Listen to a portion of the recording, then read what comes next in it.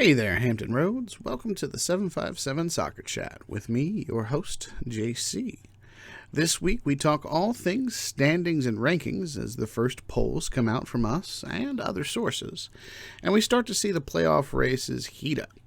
We'll also touch on the college weekends and get you set for the games and week ahead. All that and more coming up with the 757 Soccer Chat. Welcome back, everybody, and we hope you had a fantastic spring break. And as we sit here on a beautiful Sunday morning, getting ready to go back to school and get everything going for the rest of our school year, we look ahead to the next couple of months in the soccer season. And excitedly, we are looking forward to everything that is about to come our way for 757 Soccer. I am JC, your host. Welcome to the 757 Soccer Chat, and we are excited, we are ecstatic, we are absolutely just wonderfully welcoming you into this space for the next, we'll call it 45 minutes or so, and we're glad that you are here joining us. Wanted to keep you a little bit abreast. If you're in the know, great. If you're not, get up with it. We are on Instagram and Twitter, 757_soccer_chat. Check us out. Tell your friends and family to follow us so that they can keep up to date on all of the soccer news and updates here in the 757 that we report on, that we let you know about, and that we cover. So, lot to get into, and we're just going to kick right into it. This week has been quite busy for us. We've been putting together a lot of different opportunities, putting together a lot of different things for you guys, and we have dropped a lot of information into your laps all at once. And a lot of it's been sat behind a computer doing a lot of edits and just stringing things together and hoping that you like it. And so far, the reception's been great. We've appreciated that. Now we got to push the point and really start hammering home some of the concepts and ideas that we've put together as a collective, and really push them forward. It seems as though a lot of the media that we put out for the standings was well received. We put out district standings on Wednesday. We put out region rankings on Friday and Saturday. And then today, the 757 Soccer Chat top 15 for boys and girls will be out later this afternoon, so you will know exactly where they stand and you can see it. However, if you're here with us now, you can actually get a quick sneak peek into the top 15 before anybody else does. That's what you get with us as a listener for the 757 Soccer Chat podcast. We also did an Ask Us Anything on Tuesday. That was incredibly well received. We thoroughly enjoyed that. There were about 75 responses, genuine responses, and not people being goofy or silly or whatever. People genuinely having questions about how we felt teams were doing, what we saw out of teams. And that was an incredibly fun discourse with the community, to know that you're invested, to know that you're invested with us, and that we're investing in something that has such a high ceiling and such an interest level already. That just really solidified our thoughts on pushing forward with the venture. And it's incredibly exciting to have so many people reach back out, even just after a month of us doing this, and go, "Hey, we want to know your opinion." That genuinely fills our hearts full and happy. So thank you again for taking the time out of your day, and we will be doing another one of those at the beginning of April, beginning of May. Just kind of take the temperature of the room and to get a better bead on some things and answer any other questions you have. Hey, who do you think is going to make the playoffs? Do you think this team's going to get in? Do you think this team's going to be out? All that kind of thing. So that'll come again in about a month. We'll be doing another one of those. So be ready for that. As we sit, we had the district standings for all of the different districts here in the Hampton Roads area come out. Some districts do not have games played yet.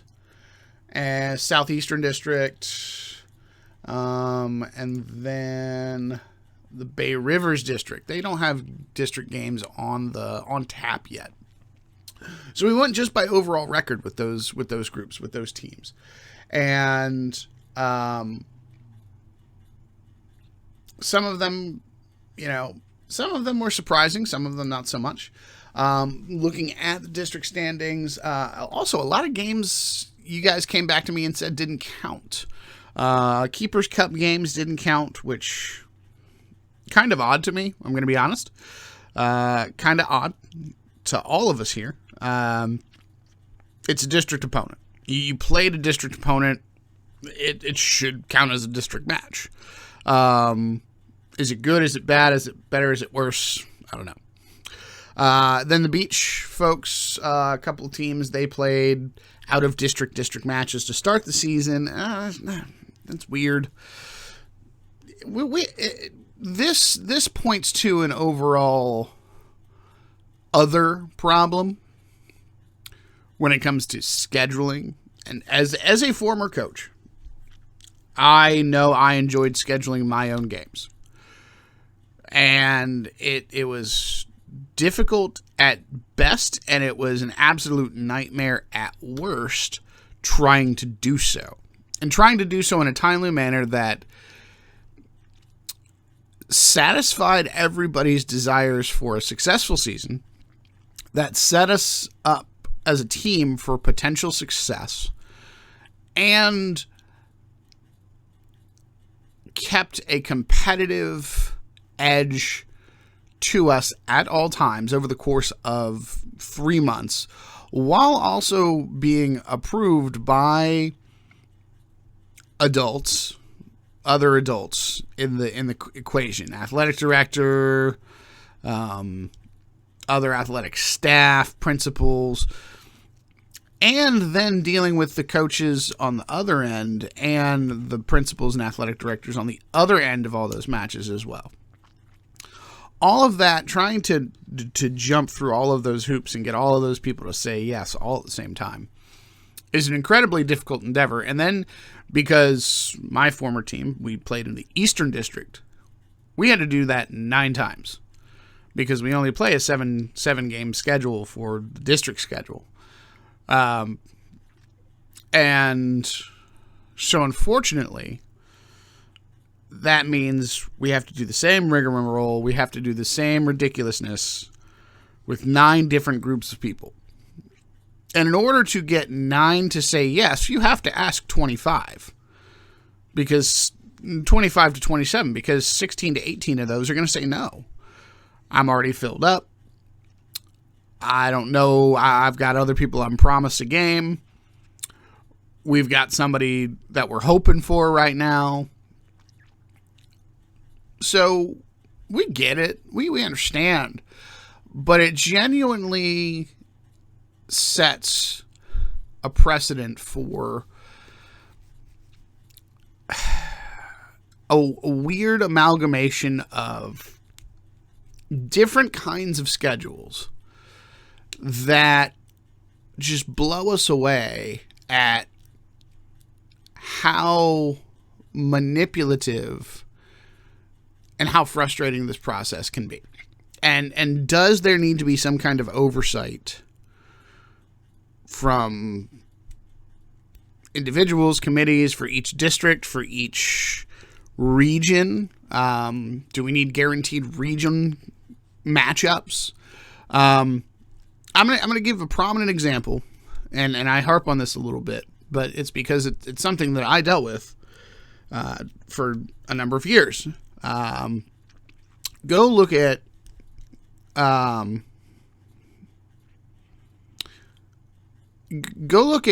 Kings Fork's boys' schedule. Tell me how that's fair. Tell me how that's fair. It's incredibly frustrating, and it's completely within the confines of the rules. But tell me how it's cool. By the way, you can't convince me that it is.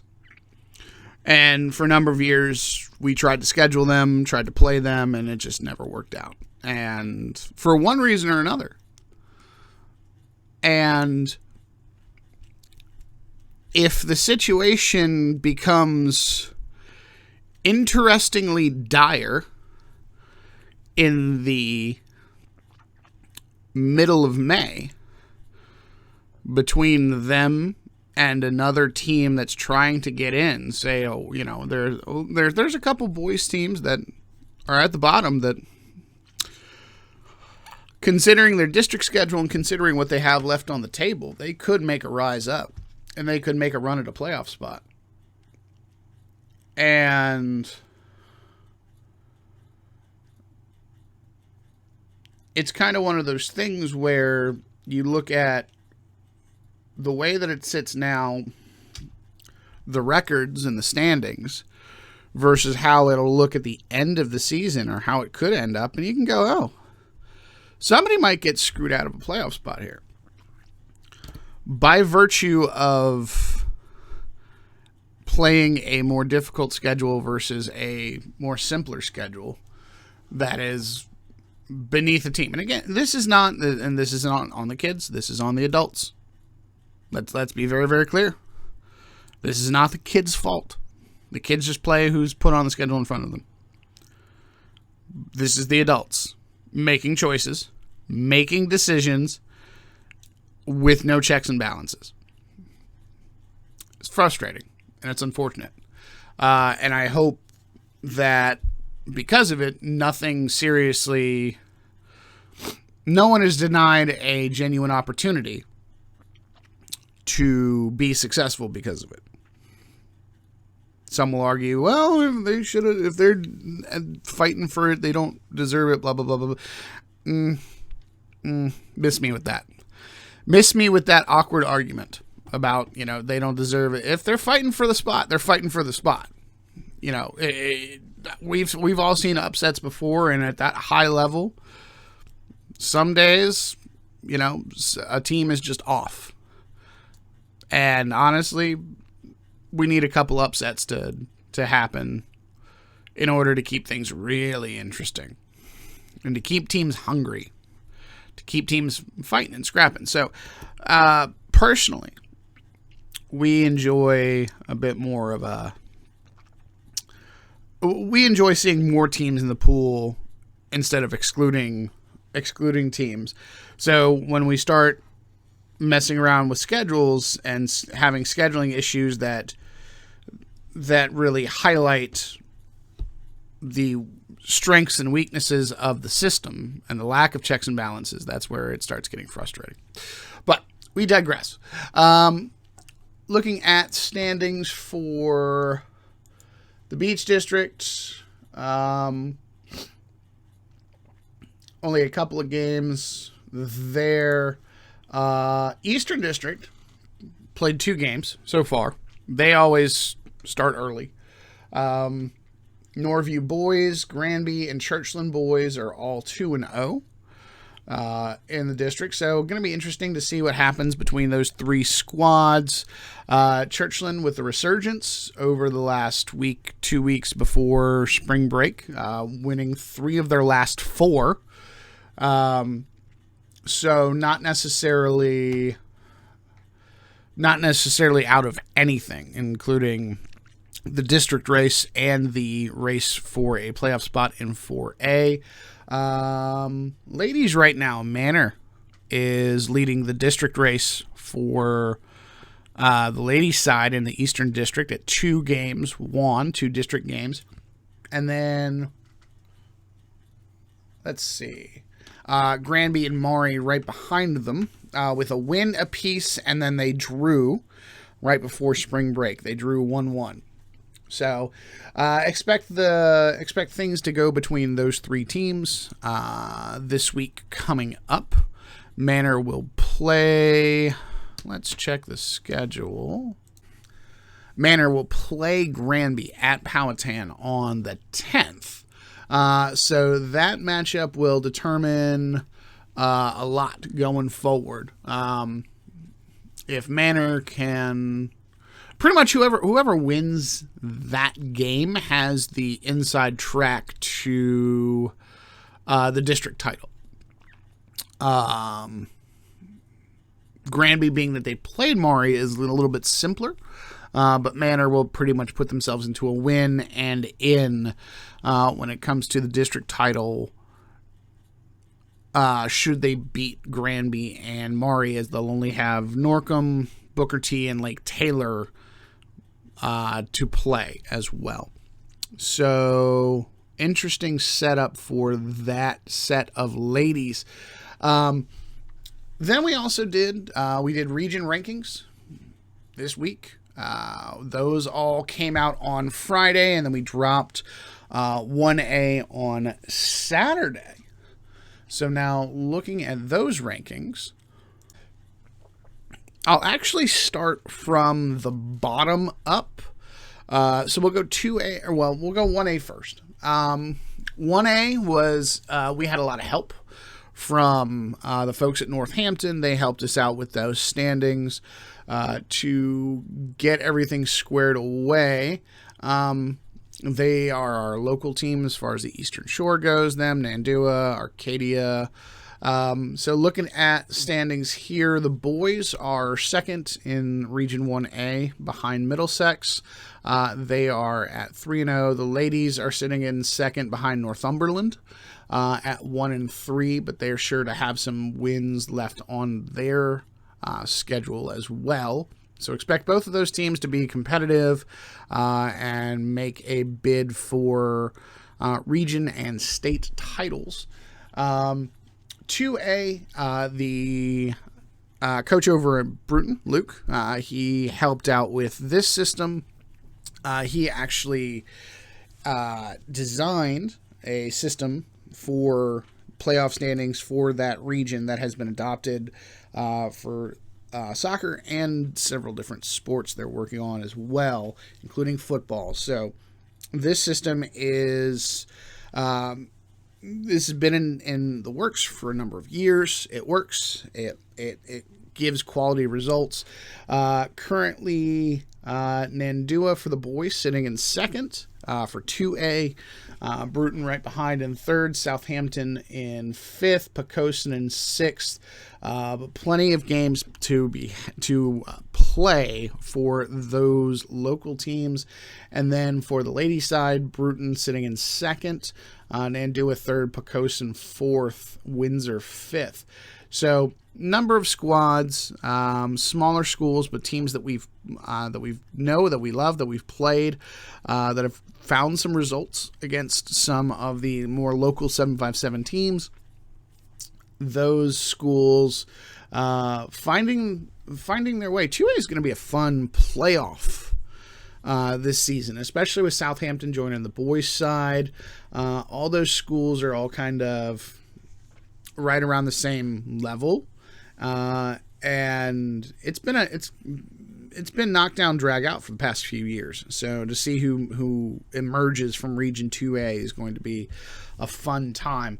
Moving into 3A boys.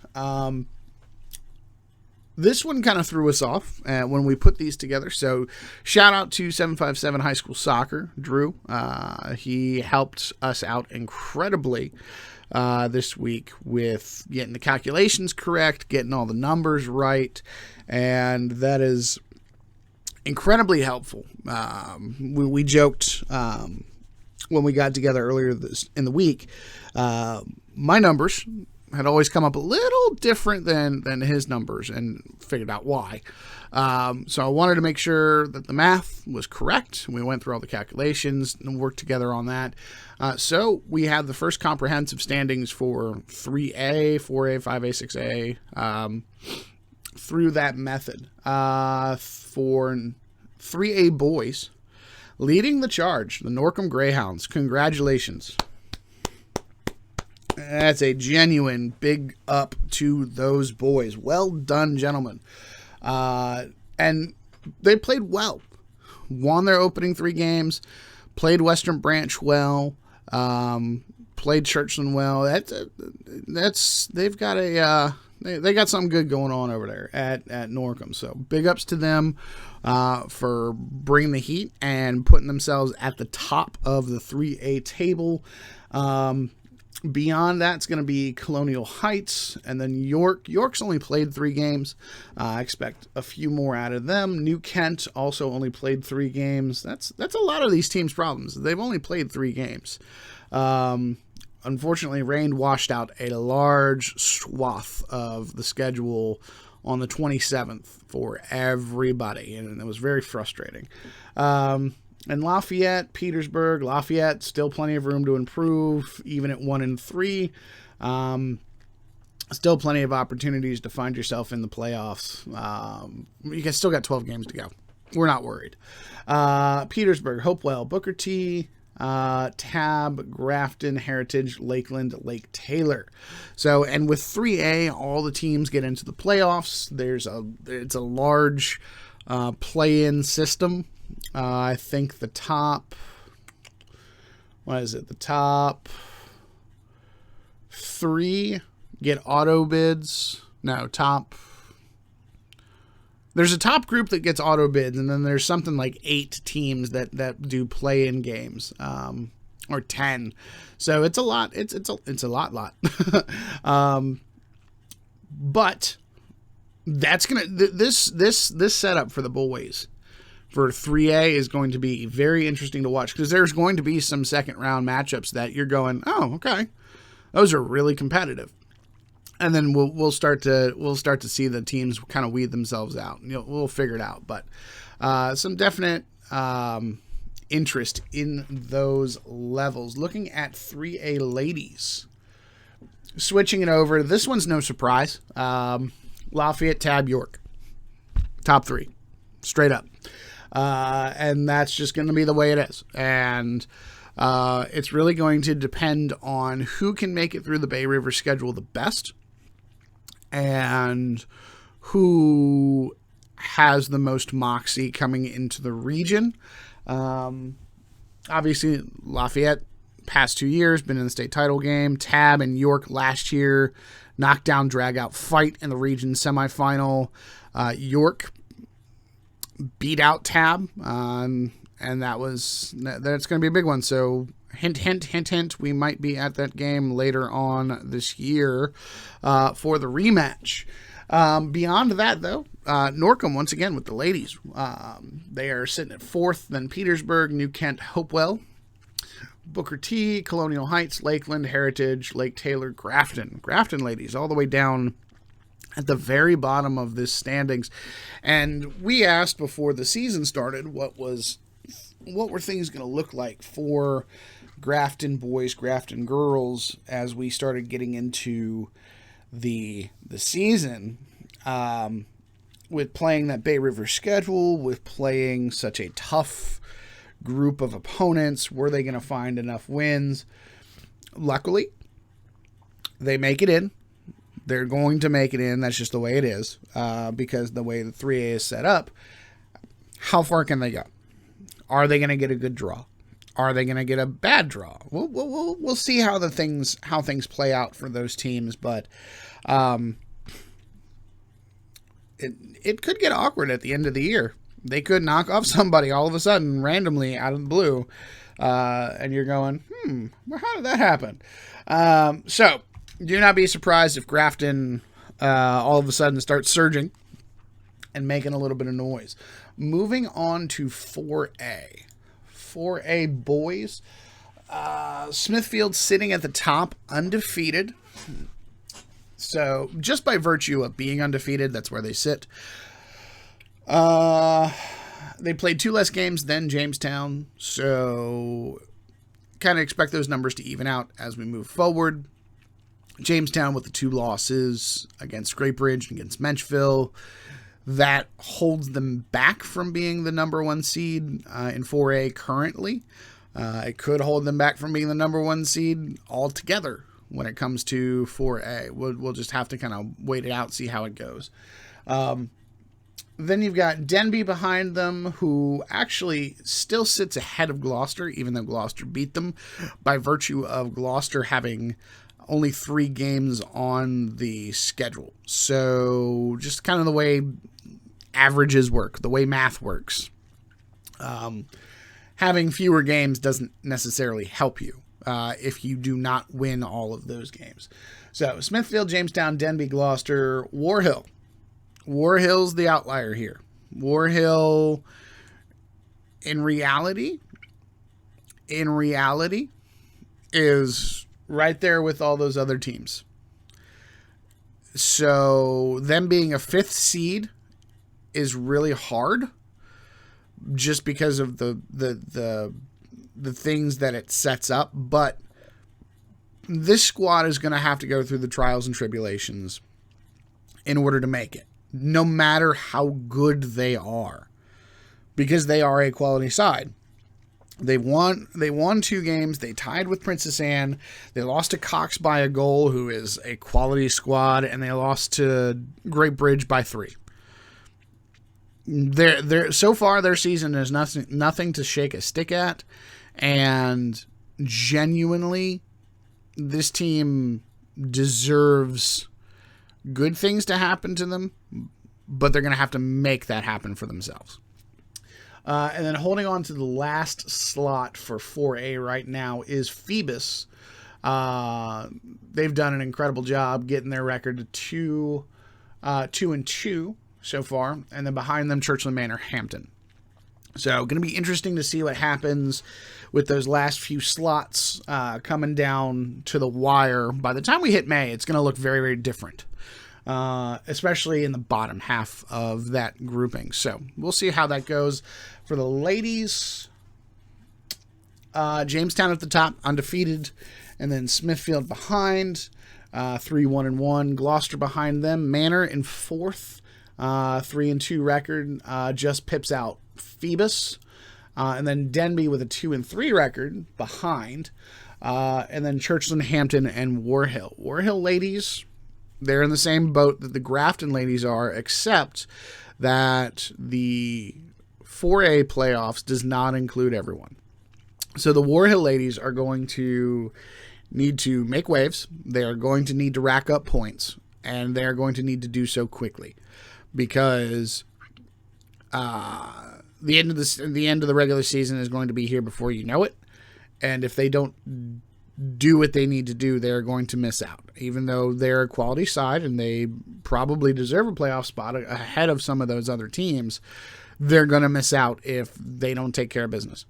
So now's the time, ladies. Nose to the grindstone, get it done. 5A boys, let's see. Just as far as region standings go, Cox and Great Bridge and Salem all sit at the top. They are all undefeated at the top of 5A boys. Great Bridge gets the nod because they played 5 games versus Cox and Salem playing 4. Then you have First Colonial, Ocean Lakes, Princess Anne, Kellam, and then the last slot for the boys right now goes to Bayside. Okay, so Bayside's 2-1-1 right now, 7 points from 4 games. They are sitting just at that base, and right behind them, Green Run, Kempsville, Deep Creek, and Indian River. So it's tight. Let's be honest, it's tight. And then you've got Hickory. They lost to Kempsville 3-0 last week. And we've talked a little bit about them before, about, they might have some things going on inside the team, as far as kids not feeling up to snuff or whatever. So we hope that they feel better, that spring break has enabled them to put their squad back together and get things right. Because a quality Hickory team is always good for Hampton Road soccer, period. But they were one of the teams that we expected to see in the top 8. And currently they're not there. So it's an interesting dilemma that we're going to see in the Southeastern District whenever a team plays Hickory. And now, because they got to scrap, they got to fight, they got to claw to find the wins to get the points to get back up into the playoff chase. And then if they do make it, say they get a 6, a 7, or an 8 seed, then we see Hickory all of a sudden playing a Cox or a Great Bridge or an FC or somebody, or maybe even a Salem first round. That's going to be the fun part of the 5A playoffs is how many power matchups we're going to get that could be state finals. How many power matchups are we going to get that could be state championship final matches in the quarterfinals of the region playoffs? That's nuts. That's absolutely nuts. So we're excited to see all of that. 5A girls flip the script. Hickory is at the top. Hickory Hawks, Lady Hawks have been crushing it. So they're sitting at the top alone, undefeated, no ties, no losses, all by themselves. Then behind them, we got Kellam, Great Bridge, Princess Anne, all of those teams. First Colonial, all those teams undefeated with a tie. And then First Colonial having only played 3 games compared to the 5 games for Princess Anne and Great Bridge, and 6 for Kellam. That changes the standings a little bit, the numbers. Then beyond that, Deep Creek sitting at, Bayside, Deep Creek, Ocean Lakes. That's your top 8. So sitting just outside of that grouping, Salem at 3-3, Kempsville at 2-3, then Tallwood, Cox Falcons. Are they going to make a run? Do they push through the Beach District to get into the 5A playoffs, or are they going to miss out? That's a huge storyline coming down the pipe as we get closer to May, and especially with their schedule too. If we look at the schedule that they have coming up, they have an absolutely killer April. Green Run, Princess Anne, and Bayside this week. Ocean Lakes, Salem the week after, and then First Flight, Tallwood, and Maury the week after that. So they'll play some quality and some tough teams, and we'll kind of see what happens as far as the Falcons go. They might be able to stack some wins, find themselves in a 6, 7, 8 spot, kind of like Hickory in the boys' side. But then they're going to need to really put it all together to really make sure that May sticks out and does what they need it to do. We're going to go 5B boys.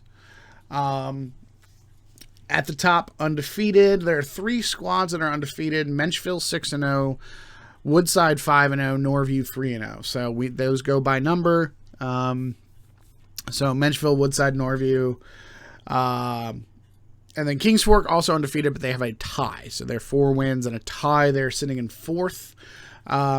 Then Granby, Nansemond River, Kickintan, Bethel, as far as the rest of the boys go. And then Maury and Warwick sitting at 0-4, but do not sneeze at those teams. Warwick only lost to Kickintan 1-0. And I'm sure there's a couple of teams on that page that they could knock off. Maury still has the Eastern District schedule to go, and it's the easier portion of the Eastern District schedule. So expect a few wins, expect some goals from them. Dana's got a side. It's not like they're not good, Let's look at the teams that they've lost to in 5A. Both Granby and Norview, both 1-0 losses. It's not like they're not right there. They lost to Western Branch 2-1 on the final kick of the game. It's not like they're not right there. So do not write this team off. Do not scoff at them. Do not say, oh, it's just, they're having a down year. Give them their due. Give them their props. And then play the game. Because the game is not played on paper. It is not played with zeros and ones and twos. It is played on the pitch for 80 minutes, 40-minute halves. And you got to put that full 80 minutes together to make something happen. So, 5B ladies. Currently, Kings Fork, they've only played 3 games. They're undefeated, so they sit at the top. Then you have Nansemond River and Maury, both at 3-0-1. Menchville sitting behind them. They've played 7 games already. But 5 wins, a draw, and a loss for that side. Their loss coming to Tab, and their draw coming to York. If that tells you anything about how powerful those 3A ladies teams are, they lost to Tab, and then they drew with York. And I think it was 2-0 for the Tab game, or 2-1, and then 3-3 for the York game. That just tells you how powerful those 3A ladies teams are. They're that good. And that's not even talking about the Rams. So, hey. Then we get into it. Woodside 3-1-0. Granby 4-1-1. Bethel, Kickintan round out the last 2. And then currently Norview and Warwick both do not have a win.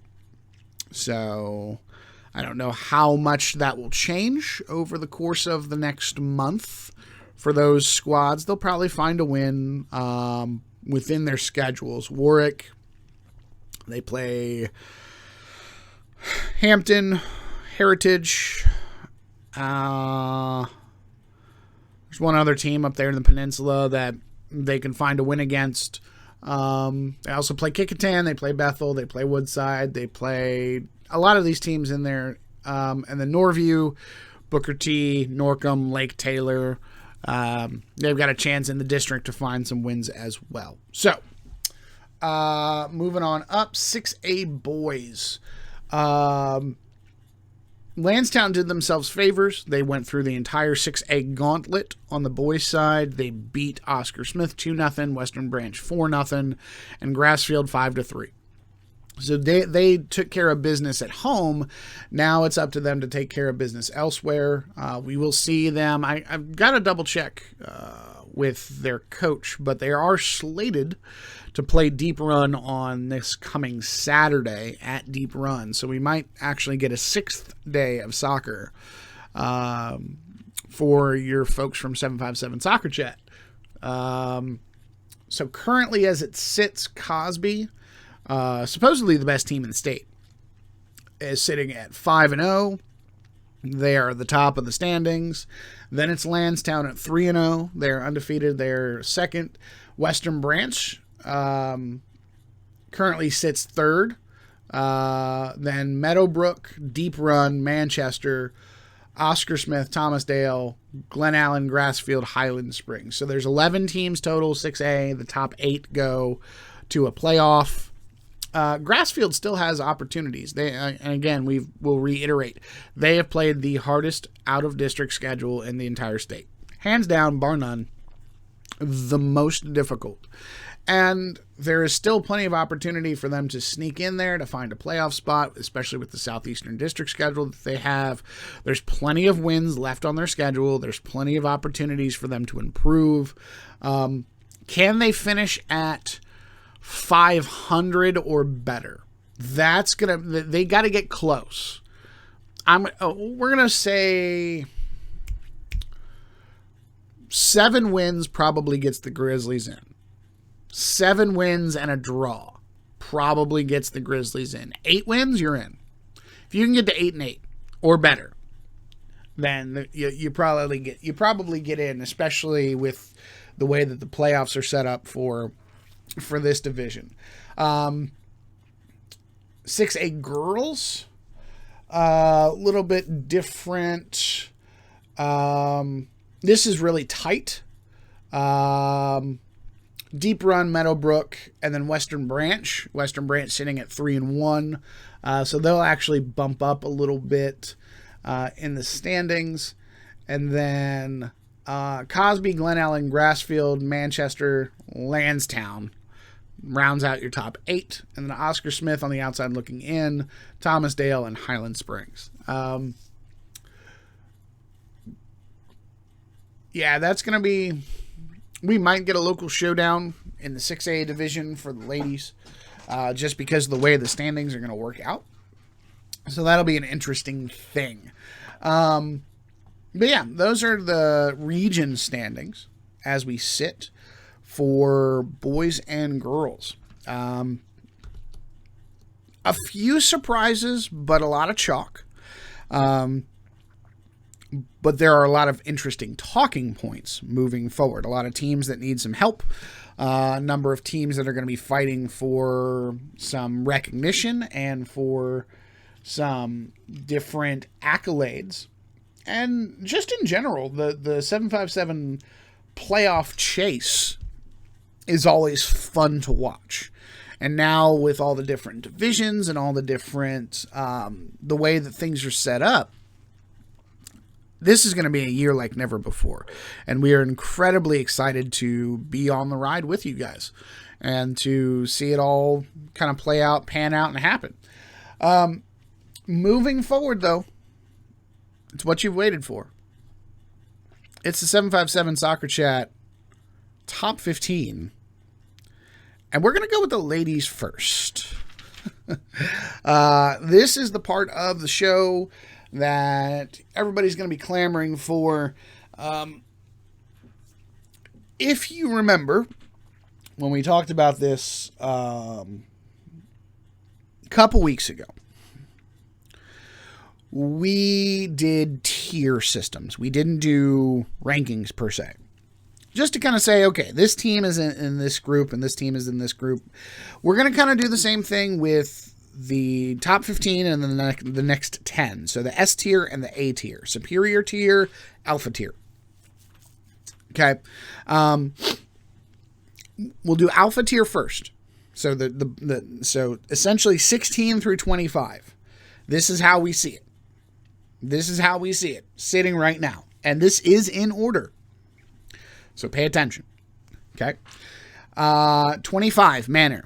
24, Bayside. 23, Kings Fork. 22, Granby. 21, Maury. Those are interchangeable. We'll see how results go moving forward. 20, Gloucester. 19, Lansdowne. 18, Cox. 17, Kempsville. 16, York. That's where we sit right now for for 16 through 25 for the ladies.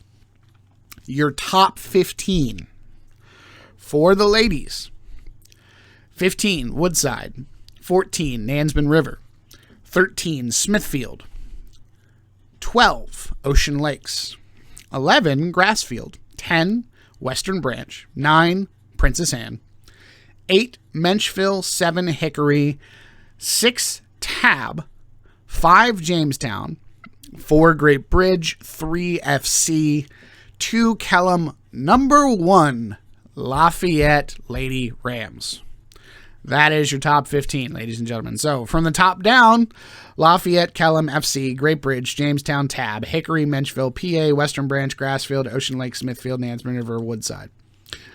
A couple of teams are going to ask, hey, why are we below this team? Why are we ahead of this team?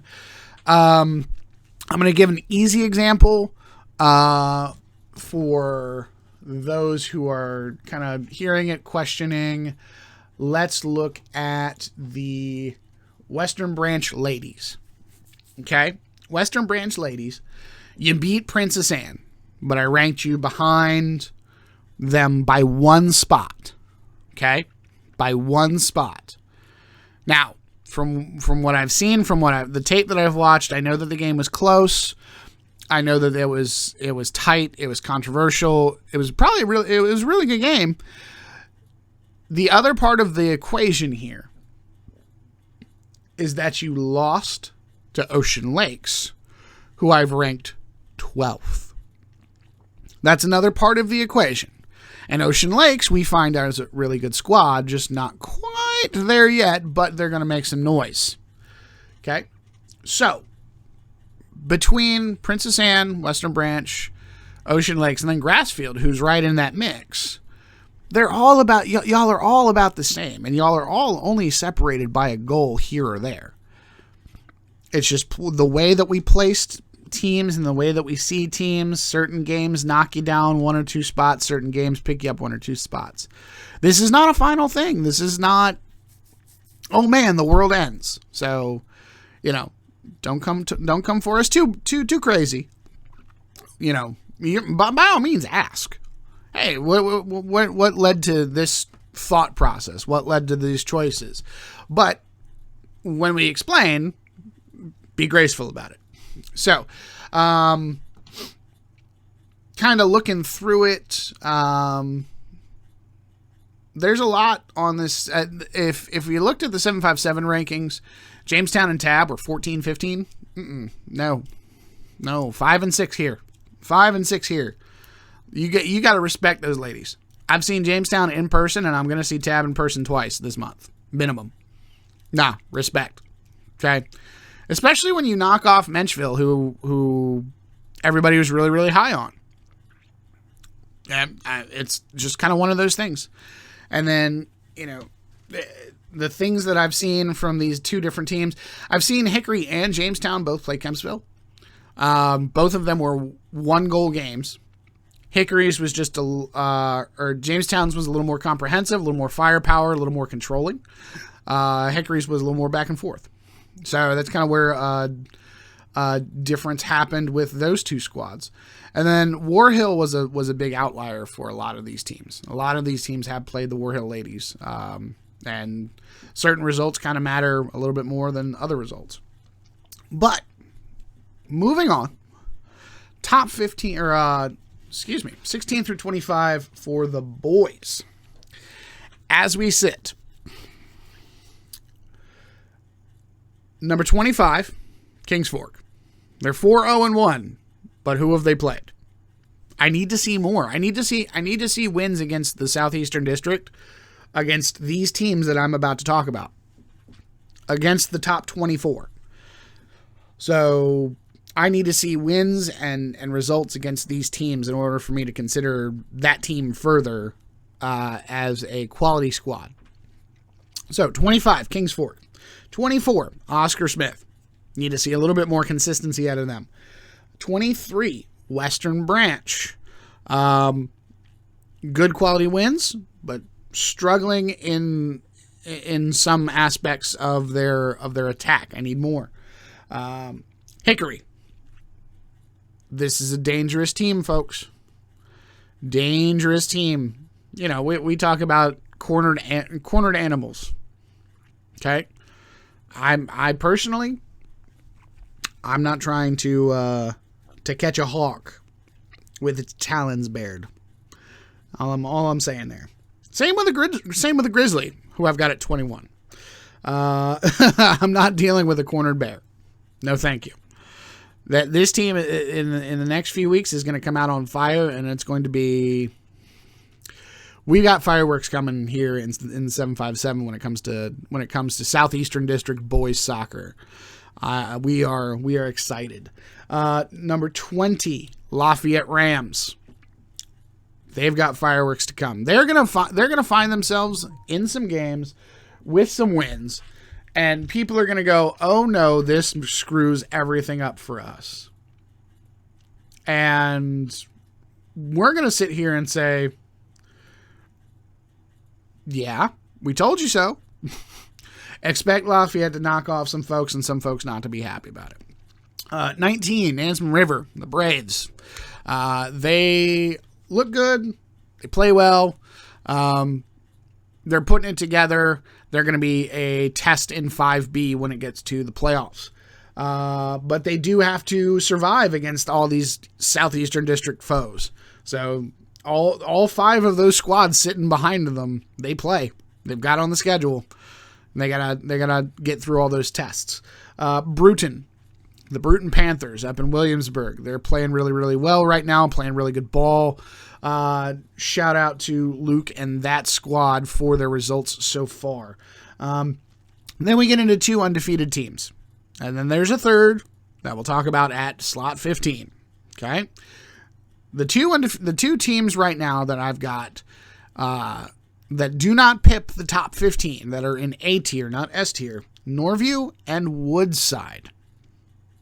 Here's why. Norview's only played 3 matches. I need a little more. Now, they do play Gloucester this week. Hopefully that game does not get rained out. That is going to be a fantastic test to see exactly where they are. And they're going to be playing against a team that's only a few spots ahead of them in the rankings. So we're going to find out a lot about this pilot squad from that game. I'm incredibly excited for that game. Then Woodside. Woodside at 16. Here's why. Yes, you are 5-0. Congratulations.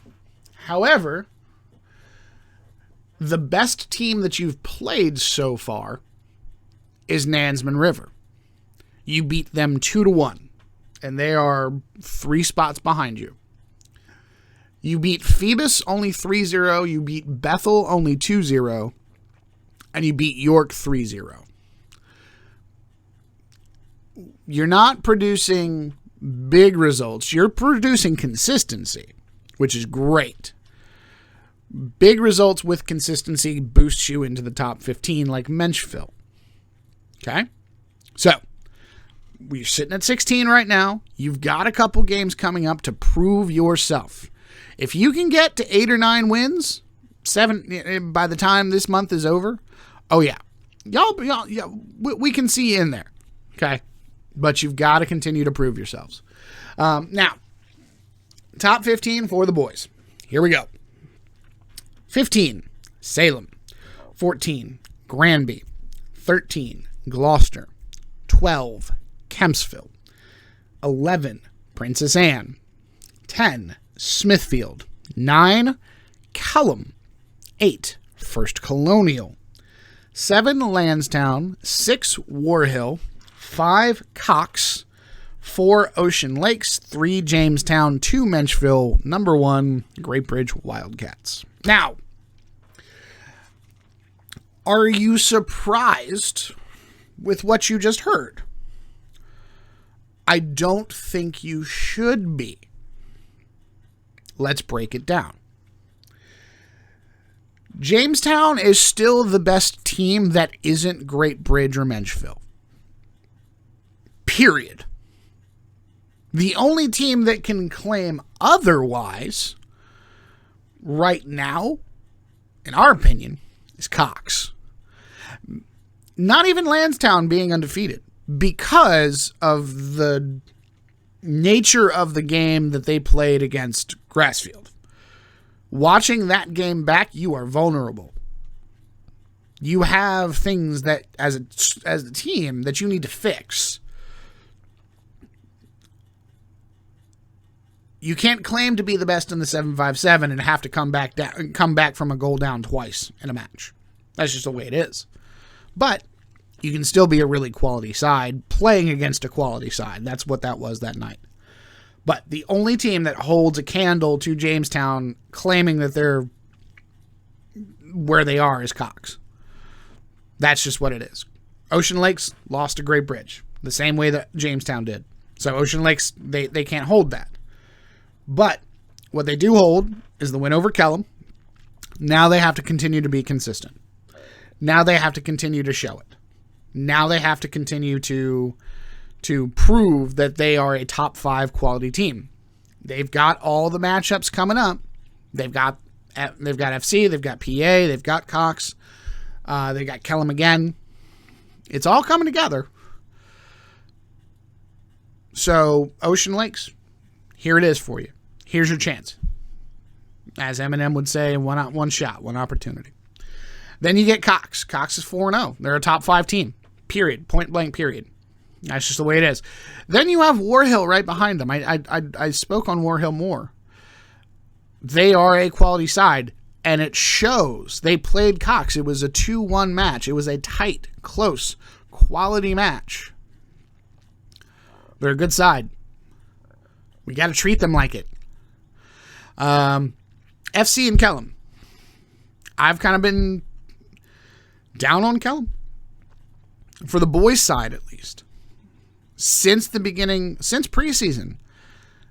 And I keep waiting for them to step on the gas pedal, to go up into a next gear. I keep waiting. And I'm hoping spring break is going to do it for us. And then FC. FC looks good. But watching them and Kellum play foot tennis for 90 minutes, excuse me. I want that 90 minutes of my life back. For the boys' side, anyway. I'm being harsh because I expect more from these two squads. Yes, it's a chess match when these top level beach teams play. But a chess match should include attacking movements and strategy that you can see a desire for victory. And when we watched them play last week, it more looked like just we're trying not to lose for 90 minutes. And that was frustrating. I want to see more out of those two squads. If we can see more out of those two squads moving forward through the Beach District schedule, then we'll see some bump ups in the ranking for us, for 757 Soccer Chat rankings. Smithfield isn't quite as they're not the same kind of team that they've been in the past, so they're not going to get the bump just yet, but we got to see more out of them.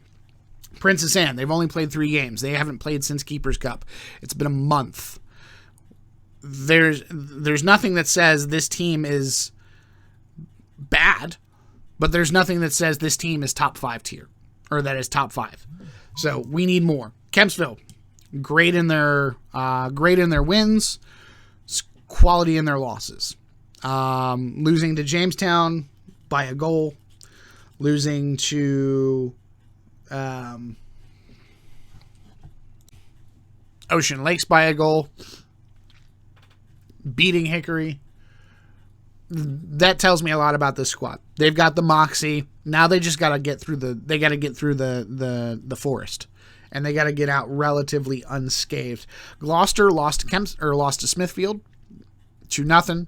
Kind of self-explanatory, and their best win is against Denby. They're a good squad. Can they be better? Looking at Granby losing to Northampton, but Northampton is a quality squad.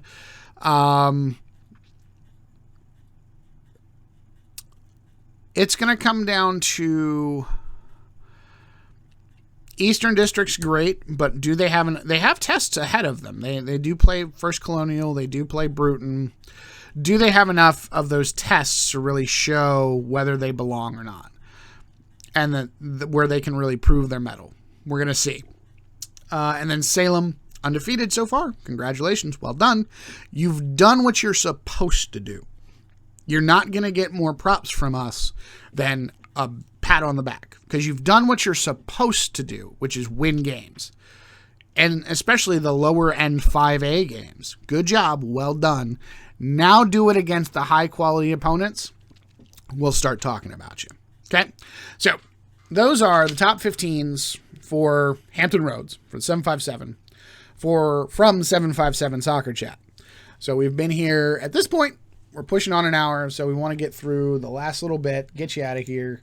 But we appreciate you sticking with us there, talk and listening to kind of what we think, what we want, what we see so far past the month of March. Just a quick recap of this past weekend. We dropped the Puskas Award, 757 Puskas Award goals for boys and girls. we are going to drop the saves of the week coming, or the Golden Glove Award nominees later today. Also, this past weekend, there were alumni games for CNU and Virginia Wesleyan. William and Mary ladies and men, they all played in the St. James Cup up Northern Virginia. Regent and Richard Bland played, and then the Hampton ladies also took on Chowan in spring game. Coming up later this week, the William and Mary men are playing at Christopher Newport on the 12th, and then the ODU women take on East Carolina on the 13th. Big shout out to Golden Ball Football Club for their 5-1 victory over Grove United over the weekend, as well at Deep Run High School. Coaches, check your inbox. DM, please message us on Instagram or Twitter if you didn't get an email in your inbox, because there should be one talking about all the things for your team and kind of comprehensive. We want to make sure that we credit the players as much as possible, and we are writing for Prep Soccer now, so we're going to be doing profiles, interviews, the whole 9 yards. We really want to make sure that we take care of y'all and highlight y'all as much as possible. If you have goals, if you have saves, send us those videos. That's how we get our fan submissions for Submission Sundays.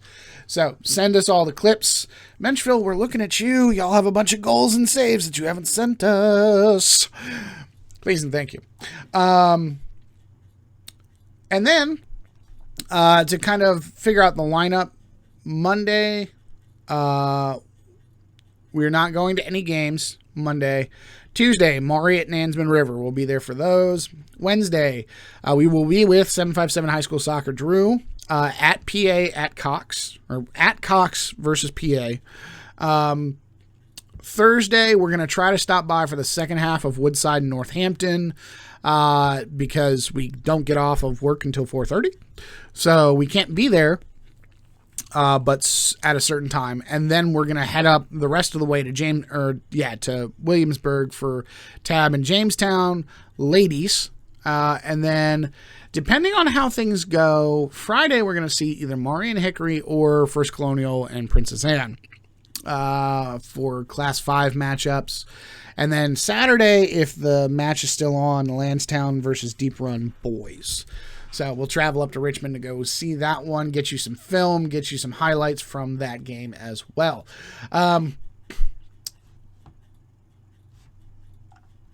What our poll for the from last week, which Lady Squad district leader will still be number one in their district at the end of the season? So you have Manor leading the Eastern District, Salem leading the Beach District, Hickory leading the Southeastern District, Menchville leading the Peninsula District, Lafayette leading the Bay Rivers District, and then we added a sixth option of none of them. For that particular poll, the Menchville ladies won with 44% of the vote. So thank you to those who participated. Congratulations to the Menchville ladies. 757 has the most confidence in you of finishing top of the Peninsula District by the end of the regular season. Lastly, remember, kids, as we move into April and we move into May, we move into the warmer months, it's a game. It's a game. And it can be a fun game, and it can be a cruel game, and it can be a game of inches and a game of miles. And for you seniors, take it in, soak it all in, enjoy it. Really take the time after practice to get all the smiles and laughs with your friends. Maybe the time after a game when the floodlights are shining down, and just breathe.